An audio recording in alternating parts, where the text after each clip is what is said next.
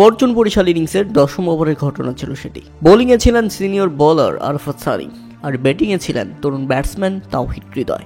আরাফাত সানি নিজের তৃতীয় ডেলিভারিটি করবেন, কিন্তু করতে গিয়ে তিনি হঠাৎ থেমে গেলেন। কিছুটা মান কাটিং করার ভঙ্গি ছিল, কিন্তু না, তিনি সেটা মান কাটিং করতে আসলে চাননি। এরপর আবারও বোলিং করবেন, এবার ব্যাটিং প্রান্ত থেকে সরে গেলেন তাওহিদ হৃদয়। আরাফাত সানিকে তিনি ডস দিয়ে নিজের প্রতিশোধটা নিতে চাইলেন, আর এতেই আরাফাত সানি তাওহিদ হৃদয়ের উদ্দেশ্যে কিছু একটা বলে বসেছিলেন, আর যেটা মোটেও ভালোভাবে নেননি তাওহিদ হৃদয়। তিনি বারবার জিজ্ঞেস করছিলেন, কথা না বাড়িয়ে আপনি আপনার বোলিং এন্ডে যান, কি সমস্যা, আপনাকে বোলিং করতে বলছি, আপনি বোলিং করেন। একটা পর্যায়ে তাওহিদ হৃদয় ব্যাপক খেপে যান এবং তেড়ে যেতে থাকেন আরাফাত সানির দিকে। পরবর্তীতে 2 আম্পায়ার এসে তাকে শান্ত করার চেষ্টা করেন, কিন্তু কোনো মতেও যেন তাওহিদ হৃদয় শান্ত হচ্ছিল না।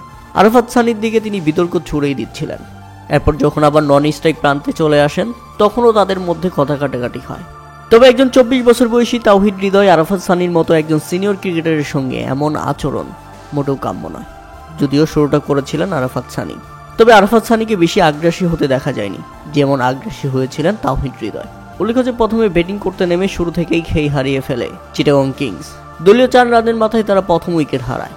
এরপর দুর্দান্ত খেলতে থাকা ফর্মে থাকা ব্যাটসম্যানকে ফিরিয়ে দেন কাইল মায়ার্স। গ্রাহাম কাল্ক ফিরে যান 14 রানের মাথায়। মোহাম্মদ মিথুনও সুবিধা করতে পারেনি। মোহাম্মদ মিথুন 4 বলে 1 রান করে ফিরলে 24 রানের মধ্যেই চিটাগং কিংস হারায় 3 উইকেট। এরপর হায়দার আলীকে সুবিধা করতে দেয়নি এবাদত হোসেন, সেলুট দিয়ে পাঠিয়ে দিলেন প্যাভিলিয়নে। তাদের 34 রানের মধ্যেই 4 উইকেট হারিয়ে ফেলে চিটাগং কিংস। তবে সেখান থেকে দলকে টেনে তুলেন one man army Shamim Hossain Patwari, আর শামীমকে দুর্দান্ত সঙ্গ দিচ্ছিলেন পারভেজ হোসেন ইমন। তবে পারভেজ হোসেন ইমন নিজের ইনিংসটা বড় করতে পারেনি, 50-র আগেই ফিরতে হয়েছে প্যাভিলিয়নে।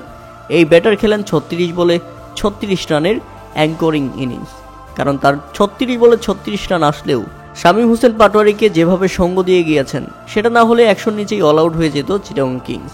এরপর মাত্র 29 বলে নিজের 50 পূরণ করে নেন শামীম হোসেন পাটোয়ারি এবং খেলতে থাকেন 4 ছক্কার মার। শেষ পর্যন্ত চিটাগং কিংসের ত্রাতা হয়ে দাঁড়িয়েছিলেন শামীম হোসেন পাটোয়ারি, যেন তিনি একাই 100। দারুণ একটি ইনিংস খেলেছেন এবং চিটাগং কিংসকে এনে দিয়েছেন লড়ুক সংগ্রহ।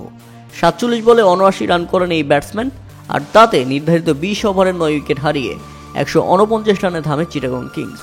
আর যেভাবে ব্যাটিং করতে নেমে ধীর করতে শুরু করলো তামিম ইকবাল এবং তাওহিদ হৃদয় দুর্দান্ত খেলছিলেন। দুই ব্যাটারি সমান তালে বাউন্ডারি মারছিলেন। এর মাঝে আবার তামিম ইকবাল ফিরেছেন 26 বলে 29 রান করে। ততক্ষণে দলীয় 55 রানের মধ্যে প্রথম উইকেট হারায় ফরচুন বরিশাল। এরপর উইকেটে এসে বিধ্বংসী খেলতে থাকেন ডেভিড মালান এবং দুর্দান্ত 50 তুলে নেন তাওহিদ হৃদয়। 45 বলে 50 আসে এই ব্যাটারের ব্যাট থেকে। ততক্ষণে জয়ের বন্দরে পৌঁছে গেছে ফরচুন বরিশাল। ডেভিড মালানকে সঙ্গে নিয়েই ফাইনাল নিশ্চিত করেন তাওহিদ হৃদয়। ফরচুন বরিশাল সত্যি চ্যাম্পিয়ন দল, আরও একবার ফাইনালে। তবে কি এবারও ফরচুন বরিশাল ফাইনাল জিতবে? ডিফেন্ডিং চ্যাম্পিয়ন তামিম ইকবালের দল এবারও কি চ্যাম্পিয়ন হবে? প্রিয় দর্শক, আপনাদের মতামত অবশ্যই আমাদের কমেন্ট করে জানাবেন। তবে চিটাগং কিংসকে হতাশ হওয়ার কিছু নেই, কারণ তাদের সামনে আরও একটি সুযোগ আছে এবং তাদেরকে মুখোমুখি হতে হবে খুলনা টাইগার্সের বিপক্ষে।